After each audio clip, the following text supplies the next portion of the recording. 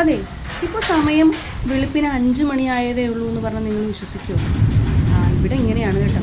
ഇവിടെ ഒരു 4:30 കഴിയുമ്പോഴത്തേക്കും നേരം വെളുക്കും കേട്ടോ. പക്ഷെ ഇന്ന് ഒരു മഴയുള്ള ദിവസമാണ്. അപ്പോൾ മഴ വരാൻ പോവുകയാണേ.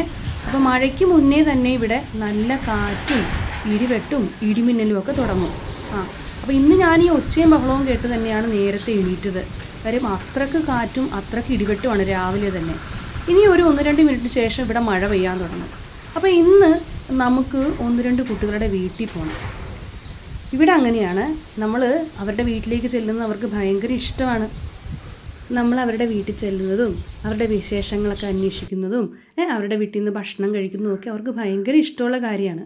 അപ്പോൾ ഇന്ന് നമ്മൾ ഇവിടെ തൊട്ടടുത്ത ഗ്രാമത്തിലുള്ള 1-2 വീട്ടിലേക്കാണ് പോകുന്നത് കേട്ടോ. അപ്പോൾ അങ്ങനെ പോയിക്കൊണ്ടിരുന്നപ്പോഴത്തേക്കുമാണ് ഞാനൊരു കാഴ്ച കണ്ടത്. ഈ അമ്മുമ്മ പാട്ടൊക്കെ പാടി വരിക കേട്ടോ. ഒന്ന് ശ്രദ്ധിച്ചേ, അമ്മുമ്മയുടെ പാട്ട് കേൾക്കാം. എന്ത് രസമായിട്ടാണ് അമ്മുമ്മ ഏതൊക്കെയോ പാട്ടൊക്കെ പാടിക്കൊണ്ട് പോകുന്നത്. നല്ല ഈണത്തിലാണ് പാട്ടൊക്കെ പാടിക്കൊണ്ട് പോകുന്നത്. അവരുടെ ഭാഷയിലുള്ള എന്തൊക്കെയോ പാട്ടൊക്കെ അങ്ങ് പാടി പോവുകയാണ്. ഞാൻ കുറച്ച് നേരം ആ കാഴ്ച അങ്ങനെ നോക്കി നിന്നു. അങ്ങനെ നമ്മൾ ആദ്യത്തെ വീട്ടിലെത്തി കേട്ടോ. അപ്പോൾ ഇത് കാണുന്നത് ഇത് അവരുടെ ആചാരമാണ്. നമ്മൾ അവിടെ ചെല്ലുമ്പോഴത്തേക്കും നമ്മളെ ബഹുമാനിക്കുന്നത് ഇങ്ങനെയൊക്കെയാണ്. ഇത് അവരുടെ ഒരു ഷോളാണ്. ഈ ഷോള് നമുക്ക് ഇട്ട് തരും. ശേഷം അവർ നമ്മുടെ കാൽ തൊട്ട് വന്ദിക്കും. ഇത് ഇവരുടെ ആചാരത്തിൻ്റെ ഭാഗമാണ്.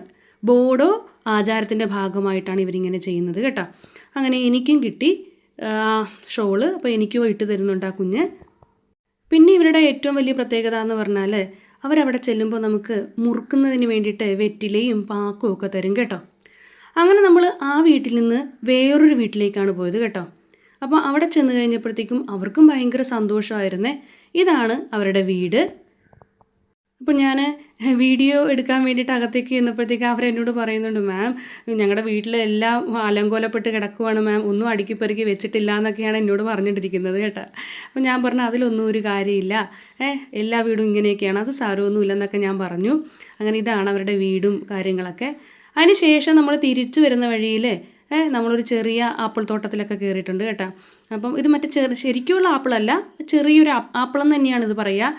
അപ്പം അത് നമ്മൾ അവിടെ നിന്ന് പറിച്ചെടുത്തു. നല്ല മധുരം ഉണ്ടായിരുന്നു കേട്ടോ. അപ്പം അത് കുറച്ച് പറിച്ചൊക്കെ എടുത്തിട്ടുണ്ട് നമ്മളെ. അപ്പം ഈ ഒരു പാടം മുഴുവനും ഈ ചെറിയ ആപ്പിൾ ഇങ്ങനെ വിളഞ്ഞു കിടക്കുവാണ് കേട്ടോ. അപ്പം ഞങ്ങൾ ഒരു കവറിൻ്റെ അകത്തായി കുറച്ച് പറിച്ചൊക്കെ എടുത്തിട്ടുണ്ട്. അവർ പിന്നെ കുറച്ച് നമുക്ക് തന്നു വിടുകയൊക്കെ ചെയ്തു കേട്ടോ. അപ്പോൾ ഇനി അവിടെ നിന്ന് ഇങ്ങോട്ട് മാറി തൊട്ടടുത്ത് തന്നെ ഒരു കടുകുപാടവും കൂടെ ഉണ്ടേ. അപ്പോൾ കടുകുപാടം കാണാനായിട്ട് നല്ല രസമാണ്. അതായത് ഇത് കടുകുപാടാണ് കേട്ടോ. ഈ മഞ്ഞ നിറത്തിലെ പൂ കടീൻ്റെതാണേ. അങ്ങനെ ഈ കടുകുപാടത്ത് നിന്ന് കുറച്ച് ഫോട്ടോ ഒക്കെ എടുത്ത് അവരോട് കുറച്ച് വിശേഷങ്ങളൊക്കെ പറഞ്ഞ് എന്ത് രസമുള്ള ഒരു ദിവസമായിരുന്നെന്നറിയാമോ. അങ്ങനെ 1-2 ഫോട്ടോസൊക്കെ എടുത്ത് കഴിഞ്ഞപ്പോഴത്തേക്കും നമുക്ക് ഭയങ്കര സന്തോഷമായിരുന്നു കേട്ടോ.